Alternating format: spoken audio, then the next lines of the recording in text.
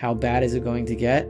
It's going to get bad for people who do not own real assets, and it's going to get slightly less bad for people who do own real assets. It's not going to be easy for anyone, even if you've got all the gold and silver that you need.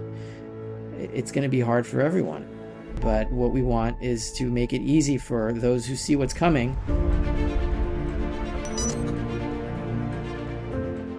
Rafi Farber discusses the current status of gold and silver as money substitutes and questions when fiat currency will lose its preeminence in transferring real money. He acknowledges the historical trend of gold and silver substitutes falling to zero and expresses that they will eventually lose their preeminence.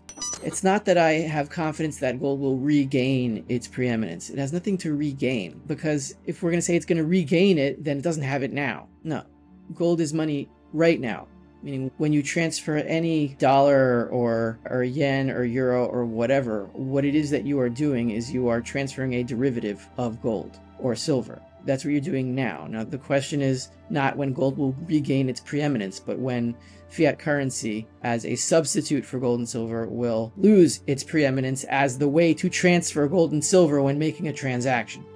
Do I believe that gold and silver as gold substitutes will lose their preeminence for the main method of transferring real money, which is gold and silver? Yes, they will lose that status because statistically, every single gold and silver substitute that has ever been known to man in all of financial history has all fallen to zero.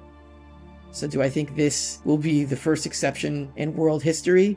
No, I'm not naive, and I don't believe that. Now, the question is always when and how.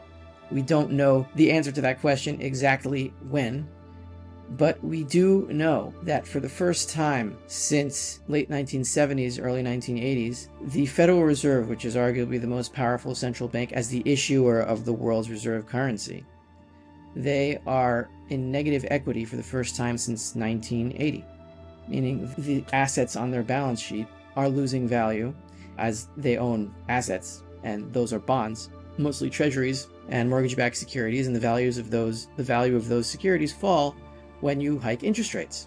And so the dollar, which is chiefly backed by those assets, treasuries and mortgage-backed securities, and a slight little amount of gold in Fort Knox, which is also on their balance sheet, those assets are losing value, and meanwhile the Fed has to pay more and more in interest on the excess reserves that it pays these banks. There's something like $5 trillion in reserves, plus all the reverse repos, that all this cash that the banks can't really do anything with.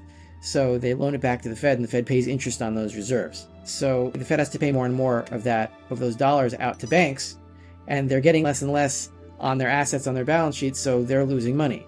And the financial definition of hyperinflation, you can define it in consumer terms as when the desire to hold cash balances falls to zero. You can try to define it in terms of the rate of price increases in the consumer sector, or you can define it financially as when a central bank, the issuer of that currency, goes bankrupt. How can an issuer of money go bankrupt? It's not an issuer of money, it's an issuer of money substitutes. When those money substitutes no longer substitute for real money and the value of those substitutes go to zero. That's the financial definition of hyperinflation. Rafi Farber focuses on the financial condition of the Federal Reserve, highlighting its negative equity for the first time since the 1980s. He explains how the assets on the balance sheet of the Federal Reserve, mainly bonds like treasuries and mortgage-backed securities, are losing value due to interest rate hikes. The liabilities of this issuing central bank are worthless. And that's what happens to every central bank in history. No exceptions, none.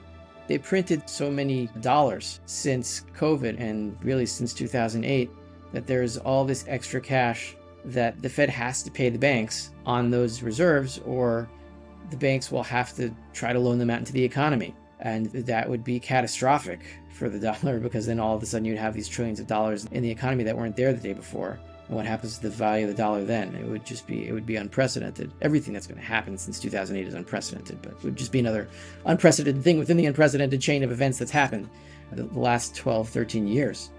And so they're paying the banks to keep them in, and they're going to have to pay more and more. It puts them in an impossible situation. Either they suffer the losses on their balance sheet, which means that the dollars that they have to issue these banks to keep their reserves inside the Federal Reserve System, those dollars are literally unbacked. because the dollars that have come into existence until now, how they come into existence is they buy treasuries. Like the Fed takes in the asset of treasury on its balance sheet and then in return gives the liability of the dollar to whoever they're buying the treasury from, which is usually JP Morgan or some commercial bank. Right? So JP Morgan gets these reserves and the Fed gets an asset. But if the Fed has to pay interest on the reserves that JP Morgan already has, how do they bring those dollars into existence to pay JP Morgan? They bring them into existence without getting any asset in return. So there you have a truly unbacked dollar. That's where we are now. We're already going downhill. There's no way the Fed can stop its losses without printing more money and buying more bonds. That's what it's going to have to do. It's going to have to reverse interest rates. And we all know what's going to happen to gold and silver when they reverse interest rates, when price inflation, as they measure it, is around 10%. Everyone's going to say, oh, forget it. The dollar's gone. We're going to go to real money. That's what's going to happen. So it's one thing or the other. Rafi Farber discusses the current predicament of the Federal Reserve, which is being squeezed on both sides, facing potential losses on their balance sheet or a collapse of the dollar.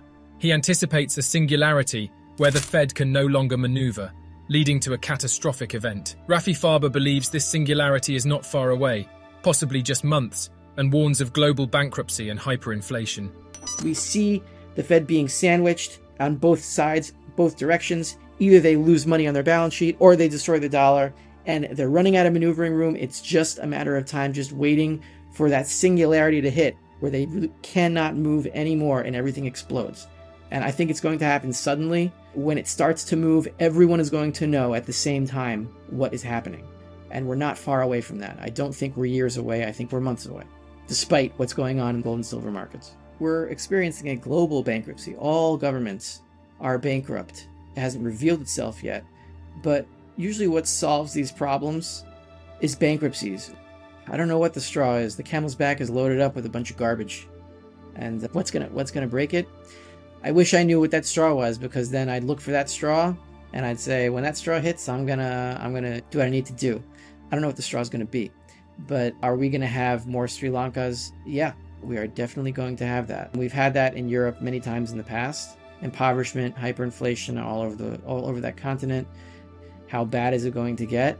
It's going to get bad for people who do not own real assets, and it's going to get slightly less bad for people who do own real assets. It's not going to be easy for anyone, even if you've got all the gold and silver that you need. It's going to be hard for everyone.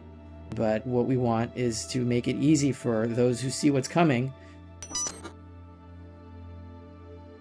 Rafi Farber delves into historical events, specifically the situation in 1973 to 1974, where gold fell despite rising oil prices and concerns about hyperinflation.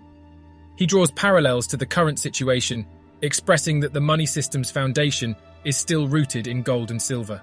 Rafi Farber speculates on whether the current situation is similar to 1976, expressing hope for an imminent change in favor of precious metals. Let's go back in time to 1973, 1974. Nixon had just closed the gold window, and the fixed rate, I don't like to say went off the gold standard, because we never went off the gold standard. There is still a gold standard, and that dollars are still exchangeable for gold. You could still get gold for $1, so there is still a gold standard. But what happened in 1973 was you had the oil embargo, and I think in that year, food prices went up just in that year 20%. And there were real worries of hyperinflation in that year. And what did gold do from 1974 to 1976? It fell. It fell like 50%. Some crazy number like that. And everyone was asking the same questions. What is happening here? Why is gold falling? You have an oil embargo. You have these crazy price increases and gold is going down. That's insane. The answer is yeah, it's insane. But does it last? No, never does. Because what happened from 1976 to 1980? No, gold quintupled. But then reality is still reality, and the reality still is that all of the money that we use, all the money substitutes that we use, are still based on that same pyramid where the base of it is gold and silver. That does not change. That cannot change. So how long is this going to last? Are we in 1976 now? I hope so. I believe that we're close, because the Fed again is being cornered, and once it can't move, the metals have to move.